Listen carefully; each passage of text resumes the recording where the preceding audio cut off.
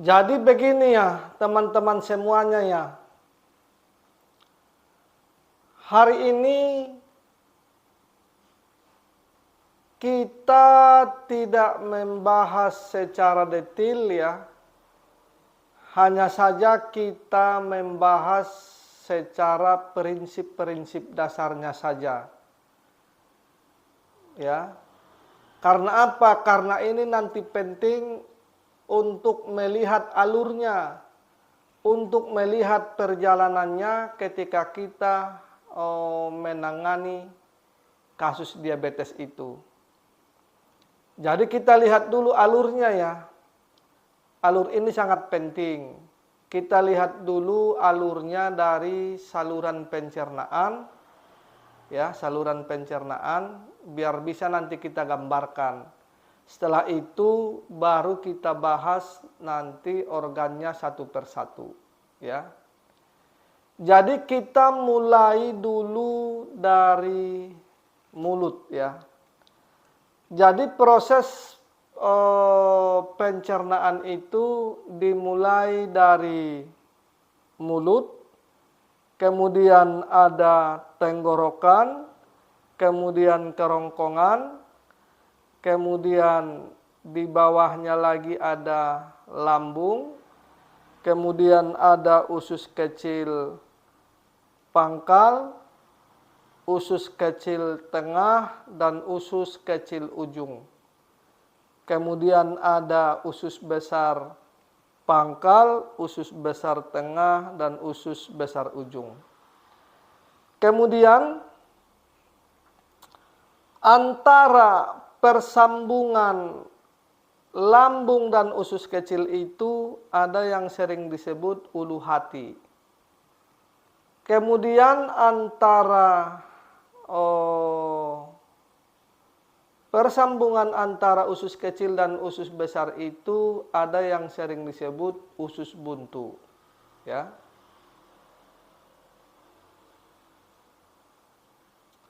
Nah, kita lihat dulu nih. Mulut itu kaitannya dengan gigi, kemudian lidah, rahang atas dan rahang bawah. Kemudian ada tenggorokan dan kerongkongan itu, ini kaitannya dengan gerak peristatik, ya. Kemudian di bawahnya ada lambung. Lambung ini berkaitan dengan proses pencernaan mekanik, ya. Kemudian yang kedua itu proses pencernaan kimiawi. Kalau yang sering disebut proses pencernaan mekanik itu, ini kaitannya dengan otot-otot yang ada di lambung. Kalau proses pencernaan kimiawi ini kaitannya dengan enzimatik atau sering disebut enzim. Ada beberapa jenis enzim yang ada di lambung. Yang pertama itu ada asam lambung, ya. Ada enzim pepsin, ada enzim lipase, ada enzim renin, ada mukus atau mucin, ada gastrin, dan ada faktor instrik, ya. Kemudian asam lambung ini, asam lambung adalah cairan asam yang terdiri dari asam klorida atau HCl, kemudian kalium klorida atau KCl, kemudian natrium klorida atau NaCl, ya. Kemudian teman-teman di bawahnya itu, di bawah lambung itu, ya, ada usus kecil pangkal. Nah, usus kecil pangkal ini kaitannya dengan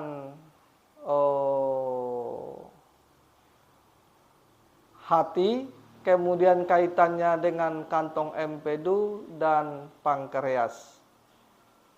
Kemudian turun lagi ke bawah, usus kecil bagian tengah itu kaitannya dengan enzim lipase, enzim maltase, dan enzim tripsin. Kemudian di bawahnya itu ada penyerapan, ya, penyerapan. Usus kecil bagian bawah ya difungsikan itu untuk penyerapan sari-sari makanan. Kemudian kita turun lagi ke bawah lagi, usus kecil pangkal, usus kecil tengah, dan usus kecil bagian bawah ini difungsikan untuk menyerap air, ya, menyerap air. Yang diserap itu sisa-sisa penyerapan air yang dari atas, yang dari usus kecil ya. Kemudian usus besar ini juga sangat erat kaitannya dengan bakteri usus. Kemudian di bawahnya itu ada kolon. Nah, jadi kembali kita ke awal lagi. Usus kecil itu tadi bisa dibagi 3. Usus kecil bagian atas itu atau sering disebut duodenum ya. Nah, usus kecil bagian tengah itu atau sering disebut jejunum. Usus kecil bagian bawah itu atau sering disebut ileum. Jadi usus kecil bagian atas ini difungsikan untuk menghaluskan makanan, menetralkan makanan yang turun dari lambung. Kemudian usus kecil bagian tengah ini difungsikan juga untuk menghaluskan makanan dan menetralkan makanan juga ya, agar mudah nantinya diserap oleh pembuluh darah kapiler yang ada di usus. Kemudian usus kecil bagian bawah ini kaitannya dengan penyerapan. Penyerapan ini bisa dibagi 2. Larut dalam air dan larut dalam lemak. Larut dalam air itu artinya sari-sari makanan itu akan dimasukkan ke pembuluh darah. Larut dalam lemak itu artinya sari-sari makanan itu akan dimasukkan ke kelenjar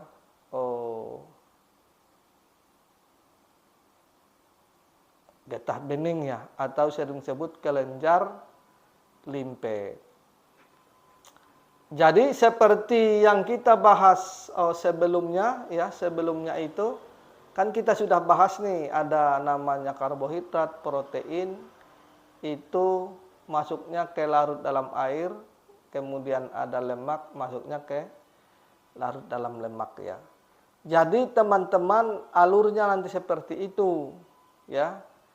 Alurnya seperti itu. Maka kita juga nanti akan membahas tentang, jadi sebenarnya teman-teman yang kita butuhkan itu untuk pola ya, pola untuk mengatasi kasus diabetes ini, memang kita agak kesulitan ya.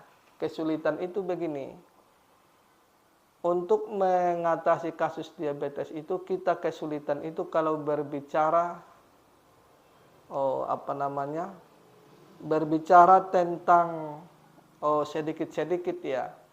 Tetapi seharusnya itu untuk memudahkan kita membahas tentang penyakit diabetes itu, kita harus berbicara tentang cara kerja anatomi. Ya, berarti kalau kita bicara tentang cara kerja anatomi, kita harus memahami tentang anatomi itu sendiri dan fungsi-fungsinya. Paling setidaknya begitu. Contoh nih, ada nanti yang dekat ya, saya gambarkan sedikit nih. Ketika nanti di usus kecil itu ya, usus kecil, kemudian dia berkaitan dengan organ limpa ya, organ limpa ini yang kaitannya dengan penyerapan ya. Yang satu kaitannya dengan nutrisi, yang satu kaitannya dengan antibodi. Tapi insya Allah nanti ini kita akan bahas juga. Tetapi gambarannya begini. Jadi ketika seseorang itu kena diabetes itu, yang paling dekat ya, yang paling dekat itu jalurnya itu coba diperhatikan teman-teman. Kalau masalahnya diabetes, kemudian begini gambaran sederhananya. Contoh nih, kan ada kita melihat itu diabetes itu berdiri sendiri. Artinya begini, artinya masalahnya hanya diabetes saja, belum lagi merambat ke organ yang lain. Artinya diabetes itu masih berada posisinya itu di usus kecil ya, dari lambung, usus kecil, limpa. Posisinya itu hanya masih sekitar situ nih, artinya belum merembet ke. Coba kita lihat alurnya nih. Jadi ketika nanti dia merembet ke mana? Ke liver yang sering kita yang sering kita ketemukan di lapangan itu, maka nanti akan menyebabkan matanya rabun ya, matanya rabun. Kemudian yang paling parah itu nanti tidak bisa melihat atau terjadi kebutaan. Tetapi ketika nanti yang diserang itu jantung, yang sering kita lihat itu, maka bisa menyebabkan gagal jantung. Bisa juga kita melihat itu yang sering terjadi itu tensinya itu selalu naik terus ya. Kemudian bisa juga sumbatan di jantung ya. Bisa juga biasanya ritme jantungnya itu bermasalah. Itu yang sering. Ketika dia menyerang ke paru-paru itu, maka kita sering melihat itu sudah kena diabetes, kemudian napasnya sesak, banyak lendir, kemudian banyak juga virus, banyak banyak bakteri, kemudian sesak, bahkan kadang-kadang harus pakai harus pakai pembantu pernapasan ya. Nah, itu ketika menyerang paru. Tetapi ketika menyerang ginjal, maka yang sering kita lihat itu kadang kreatininnya selalu tinggi ya, kemudian tidak bisa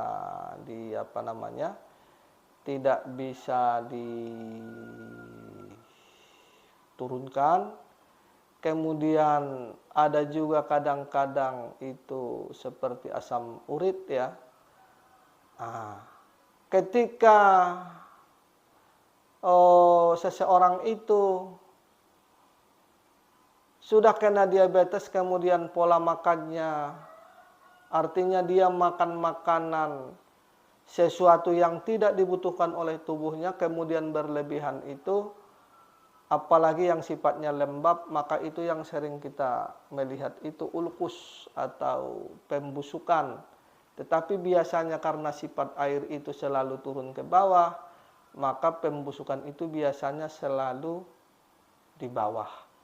Ini nanti akan kita bahas satu persatu, tetapi paling setidaknya teman-teman ini harus ada gambaran dulu nih, kita mengarah kemana. Berarti yang ingin kita bahas nanti itu, kita bahas dulu paling setidaknya itu 5 organ dulu. Nanti kita pilih nanti fungsi organ itu yang kaitannya dengan permasalahan-permasalahan yang ada di lapangan ya. Contoh ketika nanti bermasalah di liver itu, maka kita lihat fungsi liver itu yang kaitannya dengan mata. Kan ada pembuluh darah kecil itu yang arah ke mata, apakah di situnya yang tersumbat, ataukah memang nutrisinya yang kurang, ataukah oksigen itu juga tidak bisa naik ke atas, ataukah energi yang mendorong darah itu juga tidak sampai ke tujuan. Maka kita akan lihat, tetapi mungkin nanti ketika kita membahas tentang organ itu satu persatu, kan fungsinya banyak nih, fungsi cara kerja organ itu. Kita pilihin saja, kita pilih fungsi organ itu yang sering terjadi penyakitnya di lapangan. Contoh lagi, fungsi ginjal. Fungsi ginjal itu ada kaitannya dengan hormon eritropoietin, ya. Nah, jadi ketika nanti hubungannya dengan diper itu akan mengirimkan zat besi ke sumsum tulang dibantu dengan hormon eritropoietin yang ada di ginjal untuk pembentukan sel darah baru di sumsum tulang. Maka kita lihat masalahnya di mana nih? Apakah fungsi ginjal yang bermasalah, ataukah makanannya yang bermasalah, ataukah sumsum tulang itu kan posisinya di bawah nih, kemudian tulangnya di atas, kemudian membalut tulang itu ada otot, ataukah ada ketidakserasian tulang belakang juga yang menyebabkan produksi sel darah itu tidak bisa terbentuk, gitu ya. Apakah nanti kaitannya memang posisinya itu kreatinnya selalu tinggi yang kaitannya dengan badan Malpighi ya, atau kapsul Bowman itu sendiri? Maka kita harus telusuri dulu. Maka kita akan membahas nanti fungsi organ diper, ini kan sangat penting sekali. Fungsi organ jantung yang kaitannya juga nanti dengan tekanan darah ya. Kemudian fungsi organ paru, fungsi organ ginjal ya, kemudian limpa lambung juga kita akan bahas. Berarti kita akan membahas 5 organ. Apakah nanti kita membahas tentang organ pasangannya? Ya kita lihat dulu nanti ke depan. Contoh nih, ketika kita membahas organ jantung kan organ pasangannya usus kecil. Ketika kita membahas organ diper maka organ pasangannya kantong empedu. Ketika kita membahas tentang organ limpa maka kita harus organ pasangannya lambung. Ketika kita berbicara tentang organ ginjal maka pasangannya itu kantong kemih. Maka ketika kita berbicara tentang paru maka pasangannya usus besar. Tetapi kita lihat dulu lah nanti teman-teman bagaimana polanya yang kita